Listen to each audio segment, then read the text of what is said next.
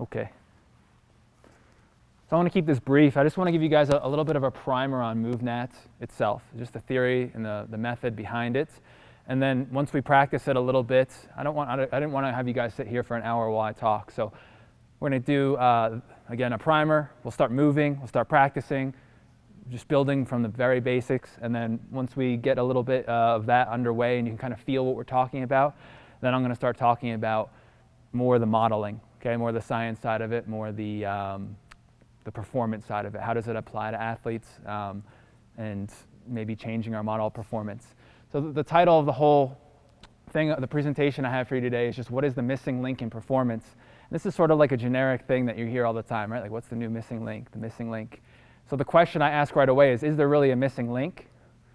Or is there something else? And that's sort of going to be a theme that we talk about in this presentation. And we're going to talk about sports science and just give you an introduction to some of the history behind sports science, and then an introduction to some modern science that's sort of missing in sports science and how we can apply it to performance as a whole. Just real quick, I introduced myself earlier, but again, my name's Danny Clark. I've been with MovNat for a little over 2 years, and before that, my education was pretty straightforward. It was definitely the traditional route. Okay, I went to University of Virginia. I didn't study exercise science. I studied biology and archaeology and a lot of human evolution type stuff. But after college, spent a lot of time in exercise science, mostly because I wrestled for University of Virginia. I wrestled since I was 4 years old, started very young, and wanted to, that's what got me interested in exercise science, understanding performance itself and how I can enhance that for my own personal reasons. But after college, I wanted to get into helping others, both athletes and just anybody who wanted to feel better, who wanted to perform better. I noticed that even people my age at that time in college were already sort of suffering the effects of not moving, not even, non-athletes, even athletes themselves too, like from, injuries and all that. So I wanted to get involved in the industry of helping to improve that and make it better in any way I could. I went on personally to represent the U.S. First the U.S. team trials for grappling through USA Wrestling, and then through FILA, the World Team Trials for grappling. Took a bronze medal there.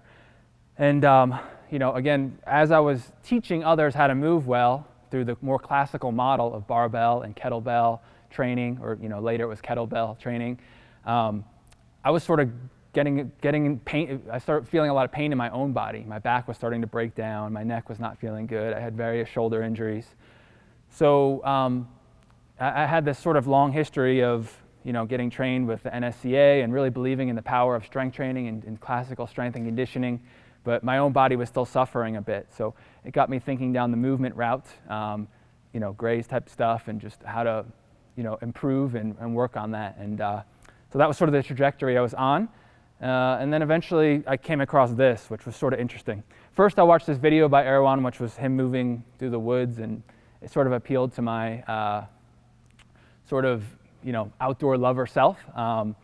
But I didn't really think that would be a way to work out, like a real way to actually improve performance or really do anything other than play like a kid. But I came across this quote where he was interviewed by Dragon Door, where he said, contrary to common belief, our observation is that GPP training, which was my background at the time, does not prepare you for anything. And people with this type of training background who come train with us realize this within seconds or minutes. So right away I was like, well, what does that mean? And then he continued, with MovNat, the approach is different, as the purpose of movement is movement itself, or movement competency if you prefer. Okay, so I was already on this trajectory of trying to move better, but here was this guy saying that this way I was doing it was basically not going to work in terms of when you come train with him, it's your movement competency that you've done isn't going to really mean anything. And so I went and trained with him and realized that firsthand.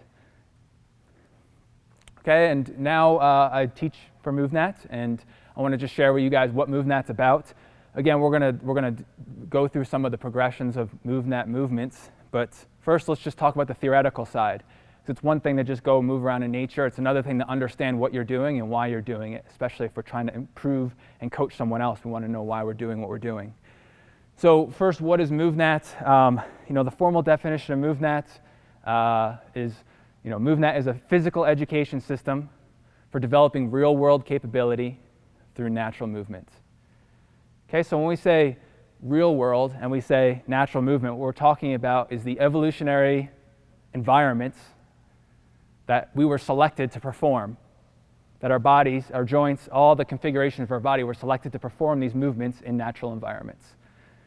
Okay, so when we talk about capability, again, these are just semantical. Like if we're going to define our system based on these words, we want to be able to define them. So capability itself we can break down to not just this can you do something general term, but we define it as competence plus capacity. So when you can combine these two things together, or the more colloquial term skill plus work potential, when you have both of those together, you get capability.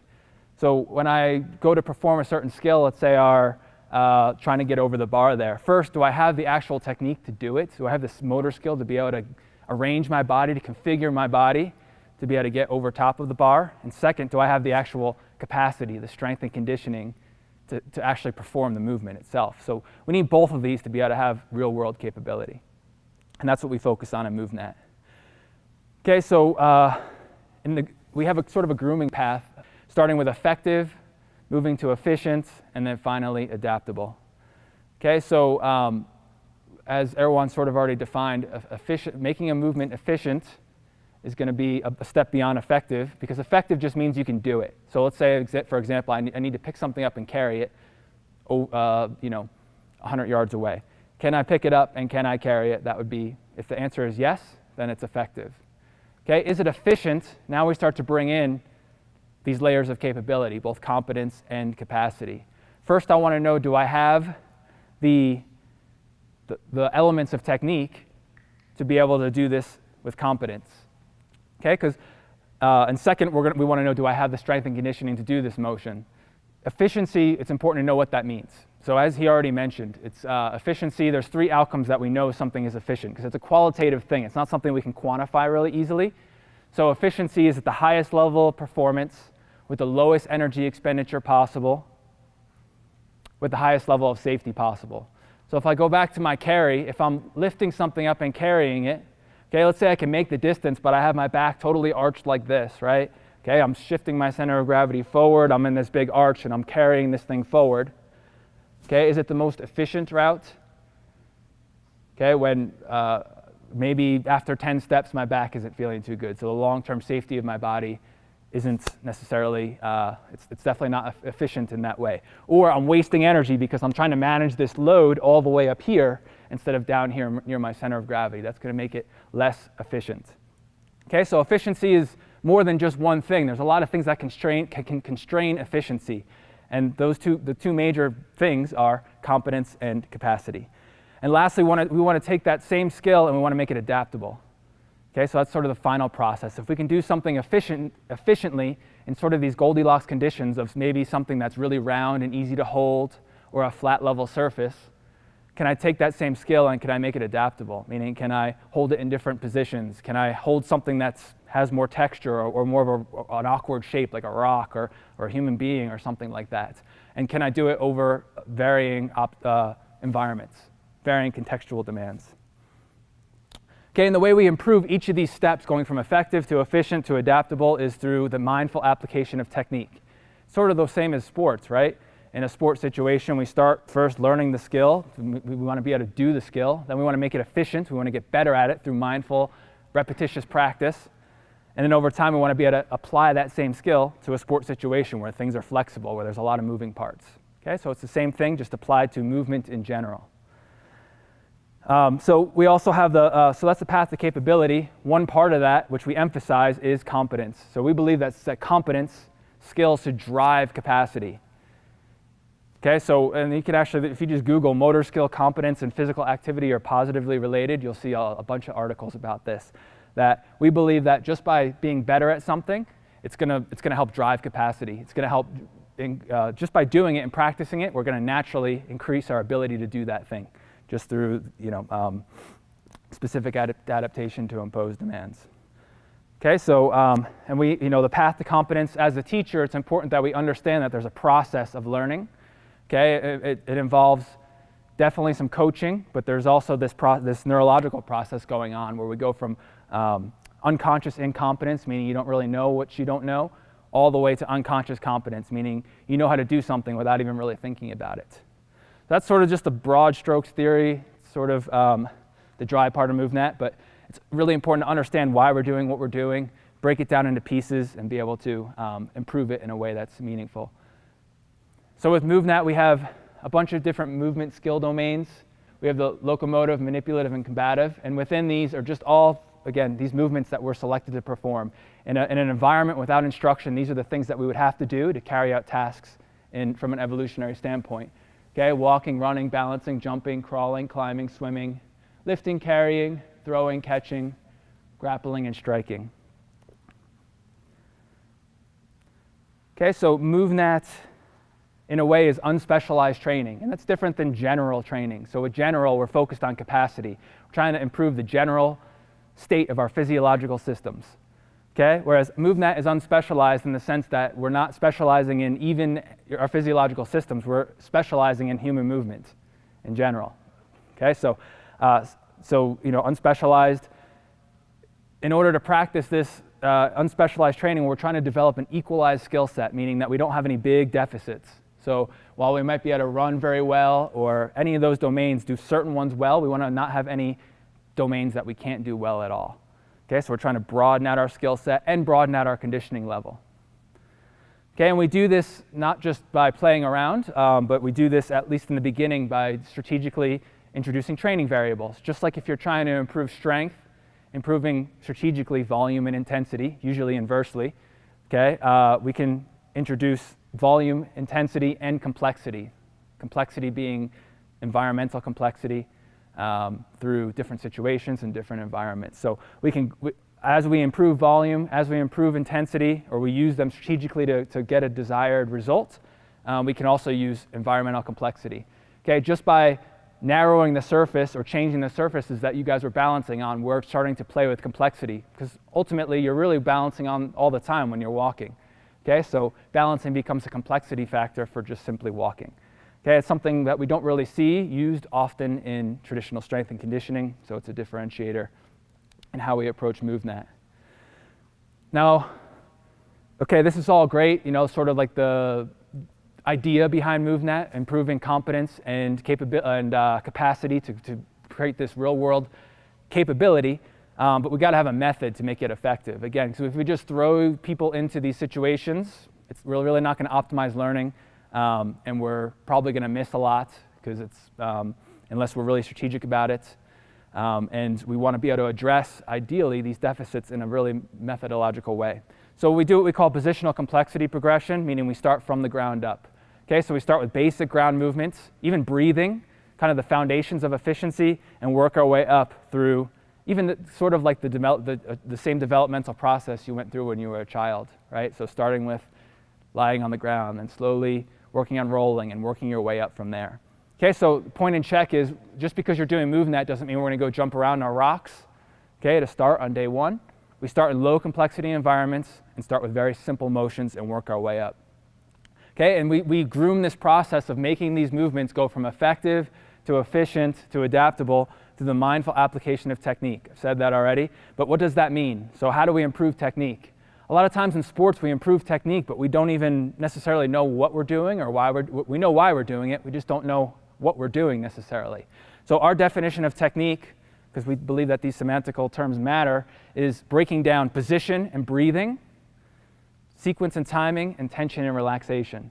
Okay, when all these things come together for each individual movement or movement pattern or task or greater task, we get efficient technique. Okay, if we ignore any of these, we're going to get less than efficient technique. Okay, and we use, just like we do in traditional strength and conditioning programming and teaching, we use deconstruction where we break things down into pieces and reassemble them, verbal, visual, and kinesthetic cues. Another big thing with MovNat is we try to create a language around MovNat that doesn't really exist in traditional strength and conditioning. Okay, in traditional strength and conditioning, it's very muscle-based. It's based on activation, identifying muscles, or at least building certain muscle groups, major muscle groups, or stabilizers, or whatever it is. Whereas when MovNat, we focus our language more around positional cues, that being things like COG, which is center of gravity, base of support, which is whatever is holding your center of gravity up. Okay, point of contact, point of support, all these things that you're going to learn in just a few minutes. We're going to talk about programming tomorrow. Okay, so this idea that I already sort of mentioned is this idea of positional complexity progression, meaning, again, we're not going to start you with jumping or climbing. We're going to start you from the very, very basics and work you strategically from the ground up. Okay, so when we go to teach somebody, especially somebody new, to MovNat, we start all the way at these fundamental techniques down here. Okay, again, these are the things that just because you learned them when you were young doesn't mean you could still do them very well. So we want to build efficiency in things like breathing, ground positions and transitions, which are just basic seated and kneeling positions, and the transitions between them, get up sequences, which we have a whole variety of them, crawling. Okay, all these things that are actually very simple from a positional standpoint, right? Because we have a lot of points of contact on the ground or points of support. They're not very complex positions. There's not a lot of movement involved compared to something like climbing where there's all these moving parts with less points of support. But that doesn't necessarily mean they're easy, right? Ground positions and transitions for a lot of people are actually one of the harder parts of the practice. But we believe this is coaching efficiency, because if you can solve some of those issues and groom that process right from the ground, a lot of times you won't have to do much coaching later on, because they've already learned a lot of these and earned a lot of the stability and lessons from ground movement. So we spend a lot of time on that. And we believe in just working up the tree, going through all these movement domains before we spend too much time going outward. So once we get you to climbing, we're not going to teach you all the climbs. We're going to go back down to the ground and make it harder from there, and then work your way back up and expand outward. Okay, and we have this sort of hashed out. That was part of my job when I came to MovNat was I saw this beautiful system, a lot of really, really, as Gray said, poetic elements to it. But as somebody who's a little bit more science-minded, I wanted to have a system that had a lot of semantical things that made sense, and also a lot of just strict progressions, or not strict, but it to be mapped out from a progression standpoint. So this is what we call the natural developmental sequence, which is sort of a play off the neurodevelopmental sequence, which is all the ground movement, all the ground positions and transitions sort of linked together in a flow chart. And we're going to go through some of this in a little bit. Okay, those of you who've done MovNat Level 1 know what I'm talking about already. It looks more complicated than it actually is, but that's a part of what we do, is having a method to it. Because if we say just do ground movement, that can mean really anything, right? We want to have something to grab onto there. Okay, and then same thing with kind of moving upward from the base. Okay, we go up the tree. We also want to have, again, we have hashed out sort of these different movements that go from very elemental and simple to harder from there. Okay, so even the climbing you guys did wouldn't necessarily be something we do with somebody who's newer to MovNat, getting on top of a bar. Really, we start with basic things like hanging, being able to get your feet to the bar, being able to get forward swinging momentum by using your torso and not just arching your back, these type of things. So we've talked about what MovNat is, our method, or the theory behind it, how we approach it from an unspecialized perspective. A lot of MovNat's theory is not sport specific. It's more about just getting people moving in the way they're designed to move through the mindful application of technique in the most scientific way we can, but also through experience and through practice. We talked about how we progress people through the system. Let's get into something more sport specific and how MovNat or movement or this idea of movement competence can apply to sport-specific scenarios or sport scenarios. And first, I just wanted to start just by contrasting to what our kind of current model of performance is centered around. And the point of what I'm going to talk about isn't to at all disrespect or invalidate what people currently do, because I think it does work. But let's just add a layer of consciousness to what are we doing and why are we doing it, and how can we possibly improve upon it. Okay, so right now, the current model of performance is based on this idea of GPP, general physical preparedness. And what we're trying to do is increase the general work capacity of an athlete to supplement or complement their particular sport. Okay, so especially an athlete that needs a lot of strength, we're spending a lot of time with strength and power. And the emphasis is on developing the peripheral physiological systems Okay, so the musculoskeletal system, all the different systems, the cardiovascular system. We're trying to improve their ability to increase our work potential and ultimately translate over to more specific performance. And generally, in off season, we focus on more GPP style training, that being like, simple movements like increasing strength through barbell movements, especially things that are generally a little bit easier for athletes to do on their own. And then we sort of transition them to more specific movements that are going to directly apply to their sport and help them peak at the right time for their sport. So a little bit more about GPP. The exercise selection, as we know, is limited to movements that best display work capacity. Okay, because we're trying to quantify work capacity to a certain degree and improve it measurably. So our movements naturally are going to be those that best display work capacity, right? So that's why we use the barbell deadlift as sort of almost the kind of centerpiece of our training, right? Because we're talking about lifting something that's very easy to grab on a flat level floor and something that's easy to improve incrementally and apply principles of progressive overload, right? So we can add these nice little 2.5 pound plates or 5 pound plates, and we can really measure it and improve it. Okay, and that's just again talking about what that is. Instead of isolating muscles like we would in something like bodybuilding, we're really just isolating movements, right? We're trying to isolate the movements that are going to best display work capacity so we can improve them. So that's going to be lifting movements, again with barbells. That's going to be running movements, right? Because that's going to best display endurance or speed or power. And jumping. Those are usually like the three that we see the most. And then we usually supplement with other functional drills or whatever we want to. Okay, and before, and there's a lot of like broad definitions because there's a deep history of GPP, but most of the time we are sort of following Glassman's definition of CrossFit, work capacity across broad time and modal domains. Okay, so not a lot of us necessarily agree with the application of that, of how we do that, but that's roughly what we're doing, right? We're trying to increase work capacity in a lot of different time domains, right? So, over distance, trying to improve aerobic capacity, anaerobic capacity, strength, all these different things, power. And a lot of us do follow that sort of definition, just with a different model. We use sort of the more, what I would consider the more sophisticated model, but it really is a little bit older. It's the old Soviet sport model of periodization. Who's familiar with periodization? Who's heard that term before? Right? Okay, it's sort of this idea of organizing training time to be progressive and increase over time, and then also organize our recovery time so that we can not overtrain.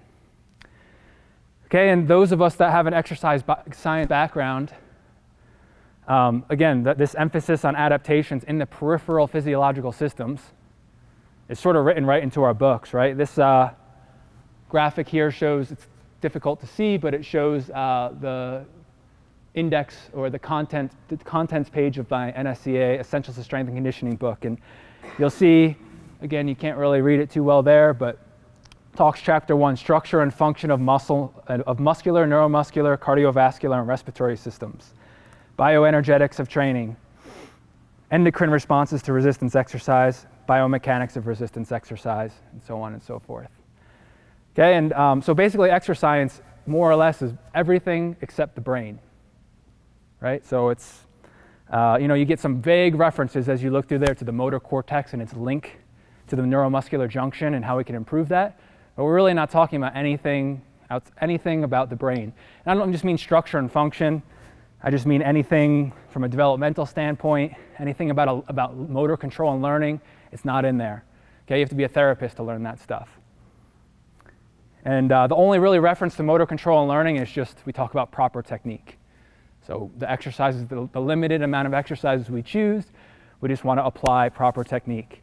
And it's sort of loosely talked about. Okay, and so this sort of just leads to, as exercise scientists, what I consider infatuation with quantification.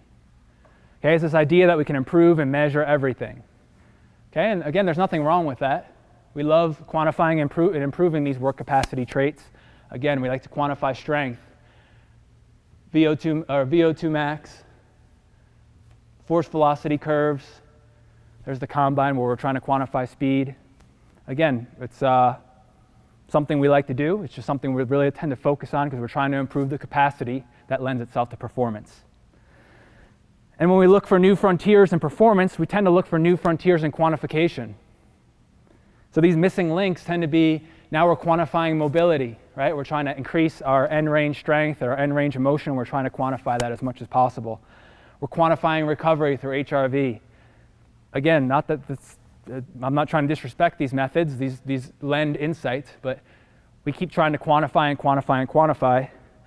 First of all, why do we need to do that? And second, is that really leading us closer to performance when we have to be constantly monitoring every little aspect of our life and our performance? So I posed the question, what's the next missing link or holy grail of performance? And I have the feeling that this guy knows, whatever it is. Something fancy on his head, and we kind of put performance in the hands of scientists, and it's again for good reason. But what if there's a little bit more to what we can do? And what if there's a whole science that we're kind of ignoring when it comes to increasing performance? And so let's talk about why GPP works. What are we really doing when we work on general capacity? Okay, first of all, out of these movement domains that we had already sort of highlighted, you'll see I've circled a couple, that being lifting, carrying, running, jumping, and climbing. Okay, these are easy to quantify and measure.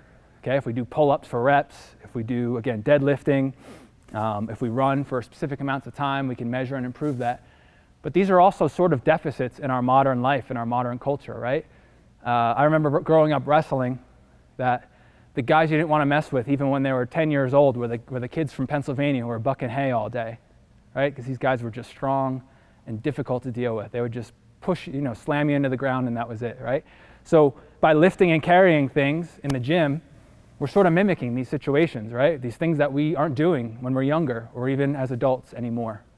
Likewise, running, jumping, climbing, we're only doing them to fill in functional deficits or really practical deficits in our modern lives. Of course, there's other reasons why GPP works. By isolating variables, we can improve these limiting factors of performance that are directly related to capacity. If we see someone has a massive strength deficit and we improve their strength, it's going to help their performance. There's no doubt about it. Okay. Also, just by stimulating the brain in a novel way, if we're just used to sitting around and not doing much other than our one particular sport, we start to ingrain neural pathways that promote our patterns in that one particular sport. Sometimes we learn new technique. Suddenly a barbell deadlift actually becomes a learning experience, right? So that can stimulate us, our knees, our hips, our body, our brain ultimately, to move in better ways. And that can help us with performance. Okay, and there's also no doubt that strength training upregulates the neural pathways associated with strength and power, right? So that's the whole concept of neuromuscular efficiency. Basically, your brain is talking to your muscles better, and that in itself can increase your potential to generate force and power.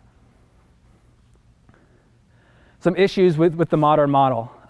Charles Poliquin said, strength is gained in the range it's trained. So we're spending so much time building strength in these limited ranges of motion, we know that we're missing strength in a lot of other ranges of motion that can help lend itself to sport, right? Okay, and that's why it kind of leads me to my next point, antagonism leading to compartmentalization. It's a fancy way of saying, well, we know we're strength training in certain ranges of motion, so now we need to compensate and train other ranges of motion somehow else. Okay, and we know that because we're strength training so much, now we got to work on our endurance because we're spending so much time on strength that we're starting to lose our endurance. And at a certain point, there's trade-offs associated with all these skills, unless you have, either a super gifted physiology or a life of pure training. Okay, and that leads me to my next point, that training time due to trade-offs. So if we're going to have a strength practice, a power practice, a mobility practice, a speed practice, maybe next will be a brain practice of some sort. At what point are we going to have time for all these compartmentalized workouts and to fit in our day? And is it really the most efficient way to learn and improve performance? Just questions to ask. Excess muscle mass. I mean, this is a big one. We have and this kind of combines with the last point being emphasis on maximums instead of efficiency. Okay, so if we emphasize so much strength and we always think it's going to lend itself to performance. And we can't always control diet. We can't control other factors like genetics. Sometimes we're putting on too much muscle mass. Anybody in a sport that requires like a weight class, okay, or maybe unlimited amounts of power or muscle are going to detract from the efficiency of their sport. Sometimes we're actually hurting their performance by trying to improve their maximums with so much emphasis on the maximums and muscle mass itself.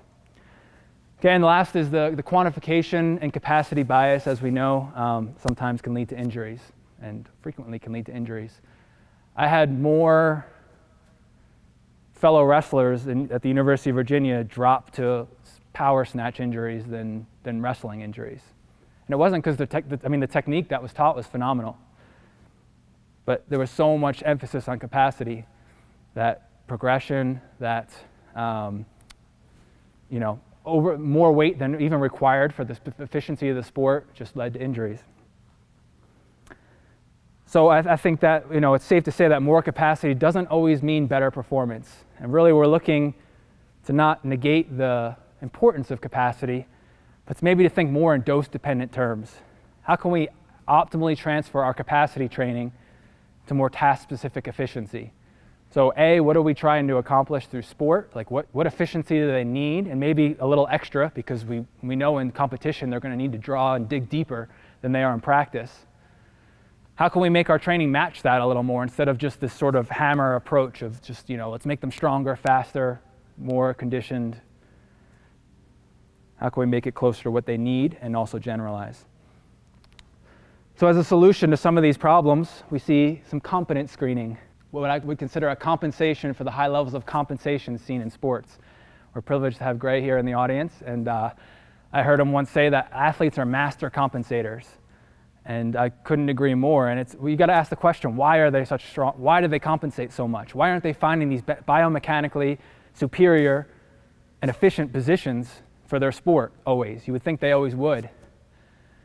And the reality is it's because they have constraints that they bring to the table that are related to movement competence, right?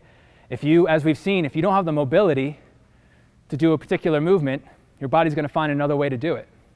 If you don't have the strength for a particular movement, your body's going to find another way to try to perform that same task. And we can go on and on and on. So and a lot of this stems from over-specialization. There's tons of research about repetitive strain injuries associated with sport or lifestyle. Early specialization, which the Soviets knew about. There's a lot of research in there, and I think a little bit in ours as well, in our bodies of research about the negative effects of early specialization on the body. And then we got to think about our non-exercise movement habits, meaning what are we doing outside of training that's contributing to the baggage, the poor movement competence that we're bringing to the table. Okay, Erwan already touched on that quite a bit, but we're talking about being stuck in, our body's always trying to find efficiency. So if we're always like this, our body's going to get really efficient at that. So the environment outside of exercise that we are faced with requires very low efficiency, very low competence. And in turn, no matter who you are, for the most part, unless you're in the woods in Brazil, or if you're in Kenya or something like that, you're bringing a lot of baggage to the table. Even by the time you're 15 years old, I'm not talking about me at 30, something. Even at a young age, we see these things, these compensations happen.